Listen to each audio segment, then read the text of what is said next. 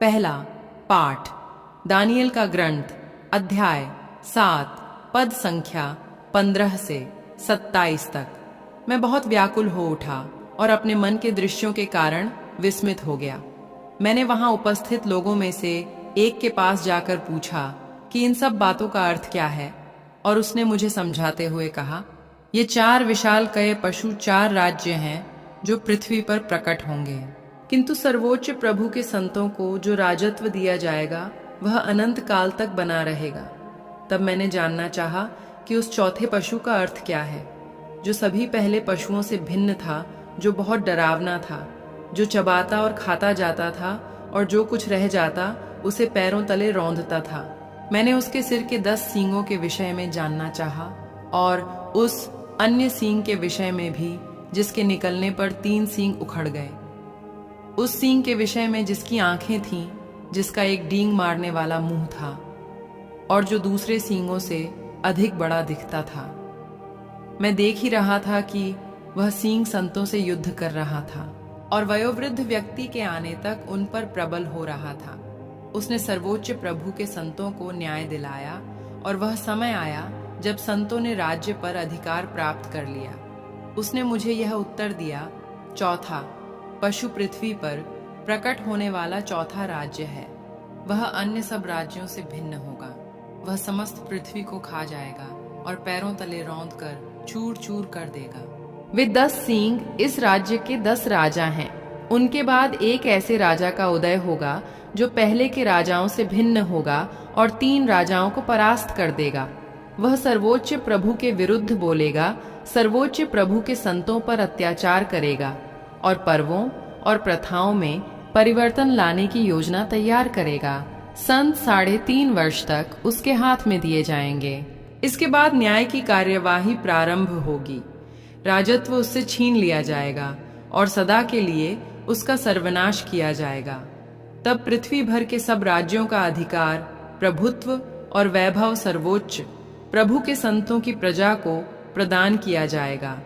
उसका राज्य सदा बना रहेगा और सभी राष्ट्र उसकी सेवा करेंगे और उसके अधीन रहेंगे। यह प्रभु की वाणी है। ईश्वर को धन्यवाद। सुसमाचार संत लूकस अध्याय 21 पद संख्या 34 से 36 तक। सावधान रहो, कहीं ऐसा न हो कि भोग विलास, नशे और इस संसार की चिंताओं से तुम्हारा मन कुंठित हो जाए और वह दिन फंदे की तरह अचानक तुम पर आ गिरे, क्योंकि वह दिन समस्त पृथ्वी के सभी निवासियों पर आ पड़ेगा। इसलिए जागते रहो और सब समय प्रार्थना करते रहो, जिससे तुम इन सब आने वाले संकटों से बचने और भरोसे के साथ मानव पुत्र के सामने खड़े होने योग्य बन जाओ।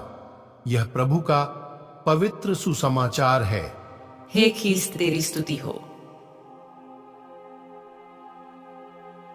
मनन चिंतन। मेरे प्यारे विश्वासी भाई बहनों, अनिश्चितताओं के विरुद्ध सर्वोत्तम सुरक्षा क्या है?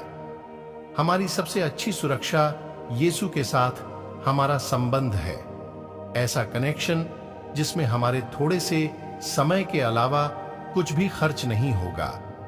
जब हम प्रार्थना करते हैं, हम यीशु से जुड़ते हैं, बात करते हैं और अपने उत्साही प्रार्थना जीवन के माध्यम से उनसे संपर्क स्थापित करते हैं।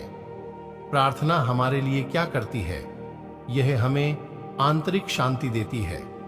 दैनिक जीवन के संघर्षों और कठिनाइयों के बीच भी हम हमेशा शांत रहते हैं। सक्रिय प्रार्थना जीवन हमें उन सभी संभावनाओं के लिए तैयार करता है जो जीवन हमारे लिए ला सकता है। अभी हम जिस दुनिया में हैं वह इतनी अनिश्चित है कि हम नहीं जानते कि आगे क्या होगा।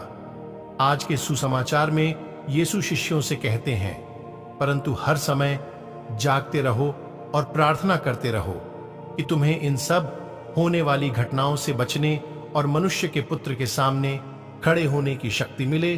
तो आइए आज के वचन पर मनन चिंतन करें। आज के वचन को सुनने वाले सभी विश्वासी भाई बहनों को परमेश्वर आशीष प्रदान करे। आमीन।